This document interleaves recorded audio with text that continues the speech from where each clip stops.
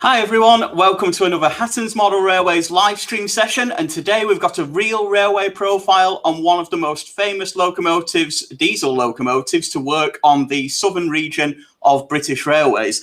We're looking at the BRCW Type 3, also known as the Class 33 diesel locomotive, introduced in 1960 and can still be seen operating in the UK 60 years after its construction with various private operators and in preservation too. So we'll be looking at the history of the locomotives. We'll be looking at various different items of their lives too, and of course the models that they have inspired, both past and present, in N gauge, double O gauge and O gauge too.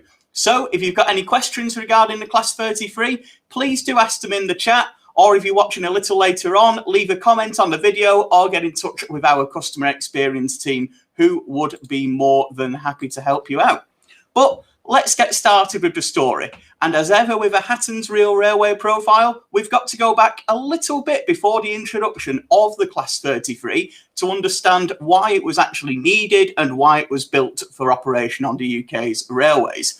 And we head back to 1955. This was the start of what's known as the Kent electrification system. This was a continuation of the Southern Railway's pre-war electrification of pretty much its entire network, was the plan. So the lines running out of London into the south, southeast and southwest of England. The aim was to electrify as much of this network as possible and eliminate steam with replacement by electric traction.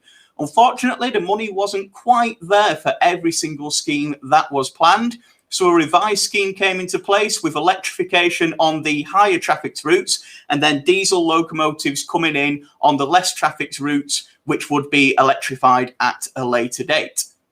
So the elimination of steam was underway and a brand new design was needed for this southern region diesel locomotive.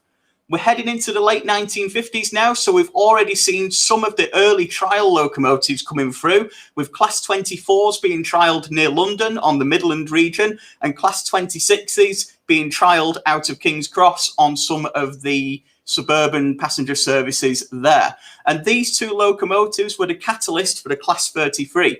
Both of them had the 6-cylinder Sulzer power unit and were capable of just over 1,000 horsepower and were great locomotives for mixed traffic duties that the Southern Railway required.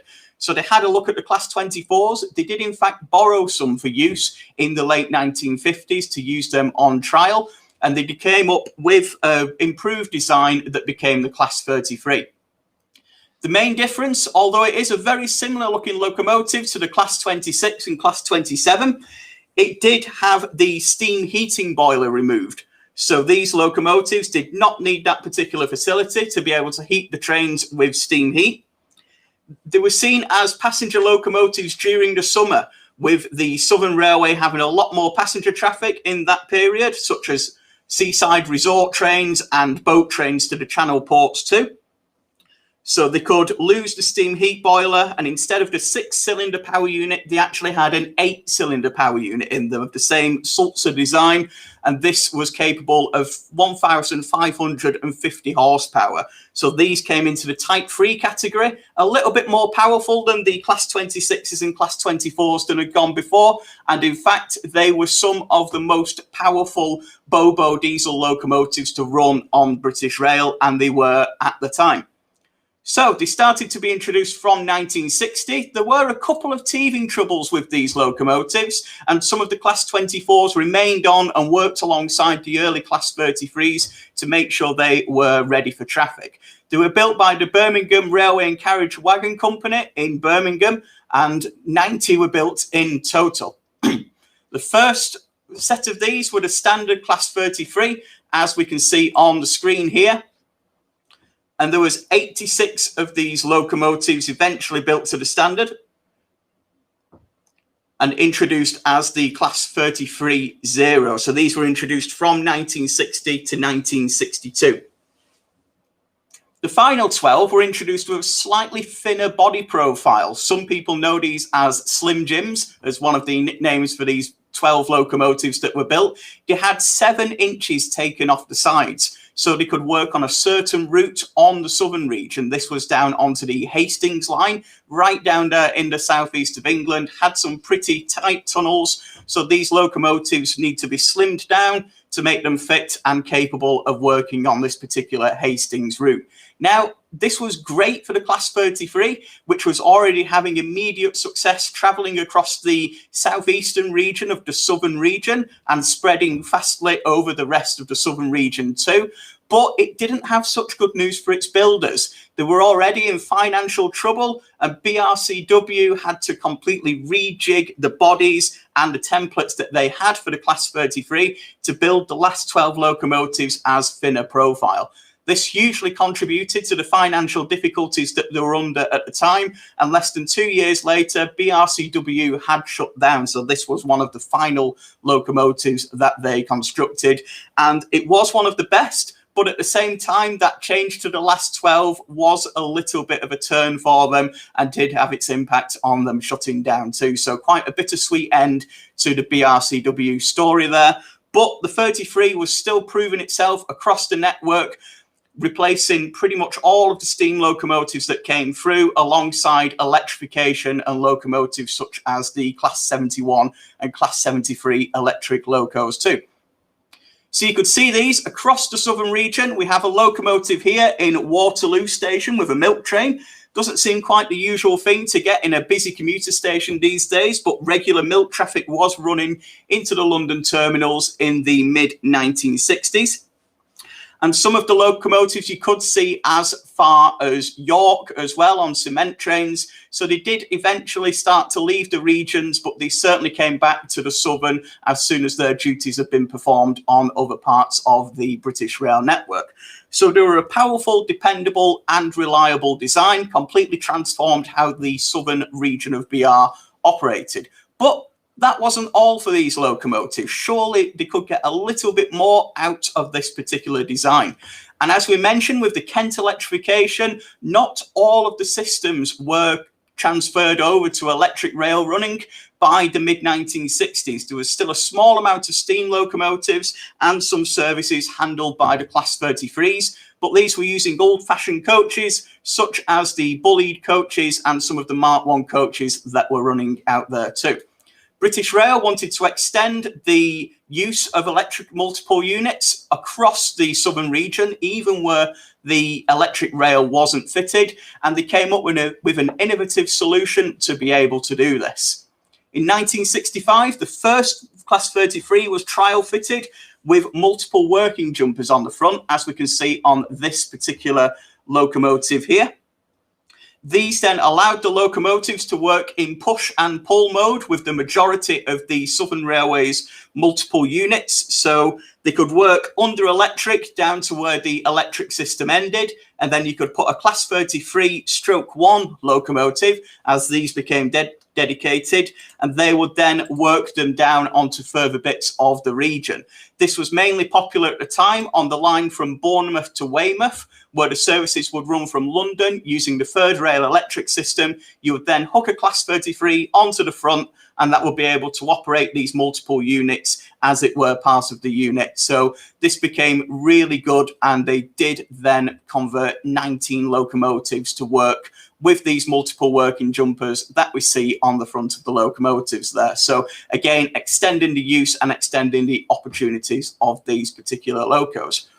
Heading into the 1970s, it was a mixed batch of work for the Class 33. Whilst they saw a huge amount of work on freight duties, cement duties and aggregates duties, heading onto and arriving into the southern region, they did also continue on their passenger duties too, and again spreading further afield on services that started or ended in the southern region.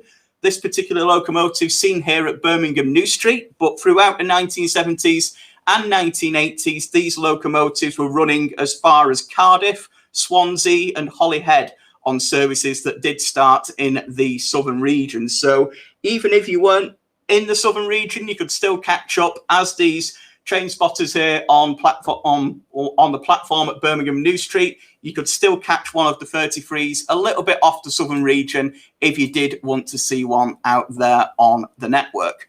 So by this point, they were proving the worth.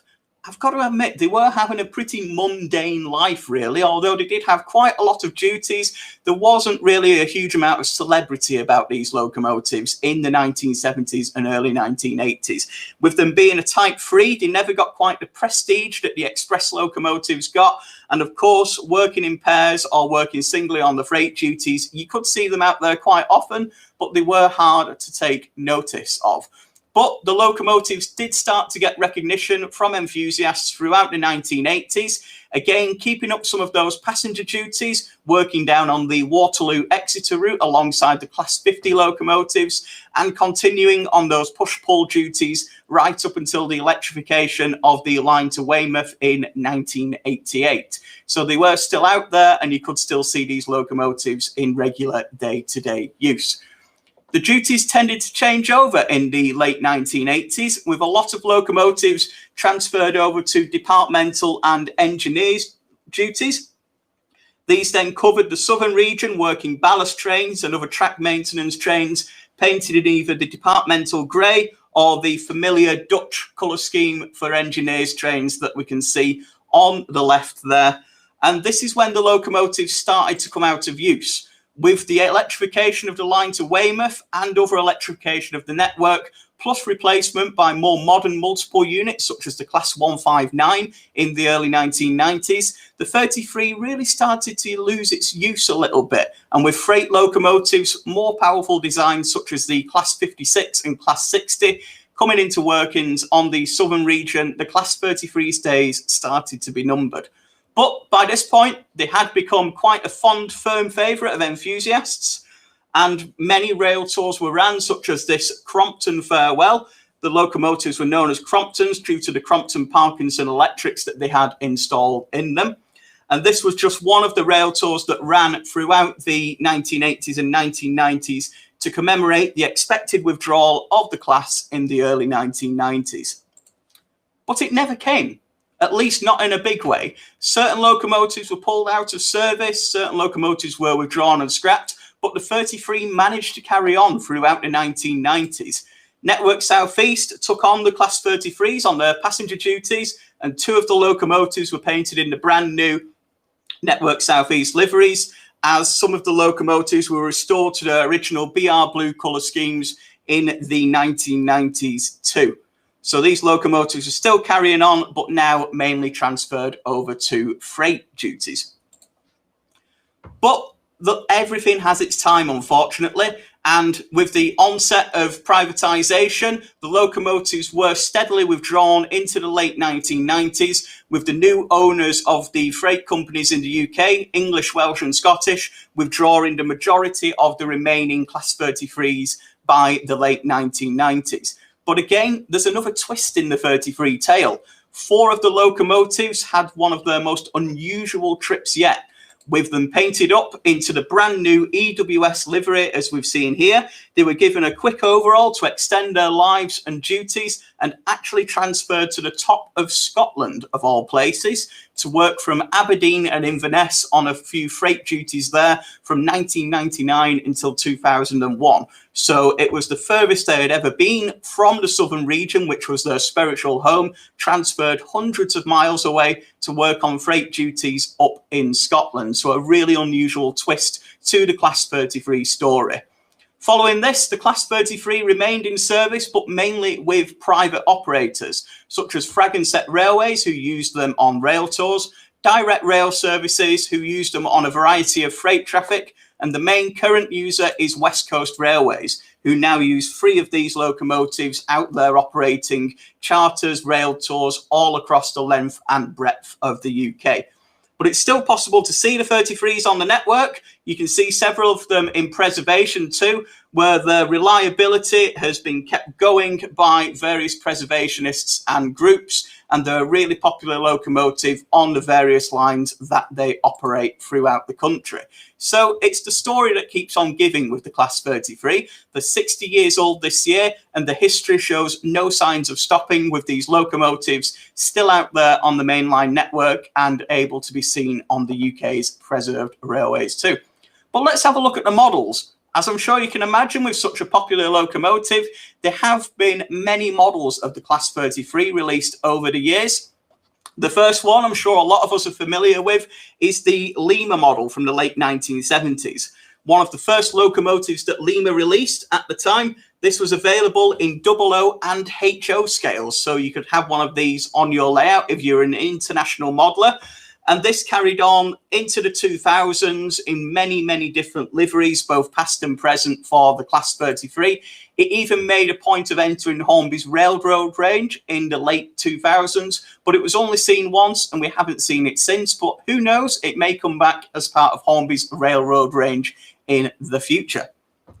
The Class 33, a super detailed model in OO gauge, was then one of Helgen's first models that they brought out. And this was in the mid-2000s, and there's been lots of different variations of this since, covering both the original 33 zeros, the 33 ones we mentioned before with the multiple working jumpers for working with multiple units, and the 33 stroke 2s, which are what we called the Slim Jims before, the 12 locomotives dedicated to working the Hastings routes with the thinner body profiles.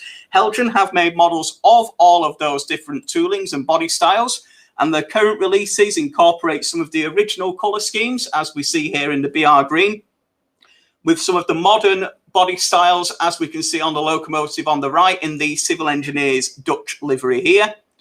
And then just showing one of the variations that they do, the 33 stroke 1 there with its multiple working jumpers on the front. At the time of filming, we're expecting the next batch of Class 33s in January 2021.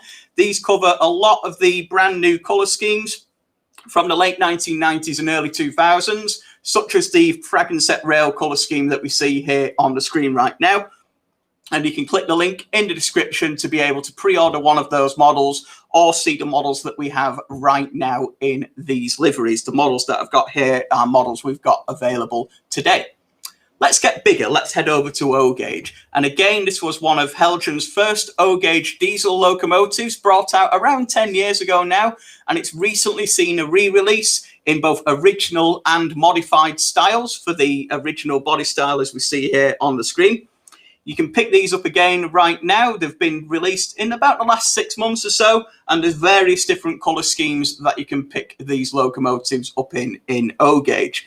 They have screw terminals for a wired digital decoder and fully operating headlights and taillights too. Finally, last but not least, it's been a bit of a tricky time for N-gauge modelers to pick up a 33. There wasn't really a great model around for quite some time, but around 5 or 6 years ago, Dapol answered the call with a fully new Class 33 diesel locomotive. Their tooling covers the Class 33 standard body shell and the Class 33 stroke 1 multiple working body shell, and these are an excellent model with an 18-pin digital decoder socket, and again covering many different liveries throughout the lives, such as the BR green that we see here, and then heading through into the Network Southeast colour schemes and some of the train load freight colour schemes that you can pick up on these particular locomotives. And these again are fully digital ready with fully working lights, and you can pick up these right now. So if you'd like a model of a Class 33, you can pick up the N-gauge models, the OO gauge models, or the O gauge models by clicking the link in the description. I've put a link down there for you for every locomotive we have available currently. But I hope you've enjoyed today's session on the Class 33. It is a locomotive that does get overlooked and outshone for some of the more famous locomotives amongst enthusiasts, but they do have a really exciting history to tell. They've been a successful design that's never really had any major issues out there, operated for up to 60 years now, and to put it better, really, they've got on with the job. Really, they've never been the most celebrated locomotive. They're not a celebrity, although they did get a few different livery styles to commemorate their importance. They were locomotives that you could completely rely on, and they were held in very high regard by the staff that have operated them past and present. And with such a range of reliable and high detail models too, it's a great chance to get one of these locomotives onto your layout. And you don't have to be a Southern region modeler to take a 33 either. Although they were known for sticking on the Southern region from their construction, With some of the liveries and opportunities that we've covered in today's video, you can see that the Class 33 has operated all across the UK, so there's some great opportunities to get one as part of your collection today. So I hope you've enjoyed today's video. I hope you've enjoyed learning a little bit more about the Class 33. If you have, and you'd like to see some more of our real railway profiles that are similar to this, head over to our YouTube channel or Facebook page, and don't forget to like and subscribe to both. We've also got all the latest model railway news and our Skillscast sessions improving your model railway skills too. Otherwise, thanks again for watching. If you'd like to know any more, please put a comment on the video or get in touch with our customer experience team, who would be more than happy to help you. Hope you've enjoyed today's video, and I'll see you next time. Goodbye.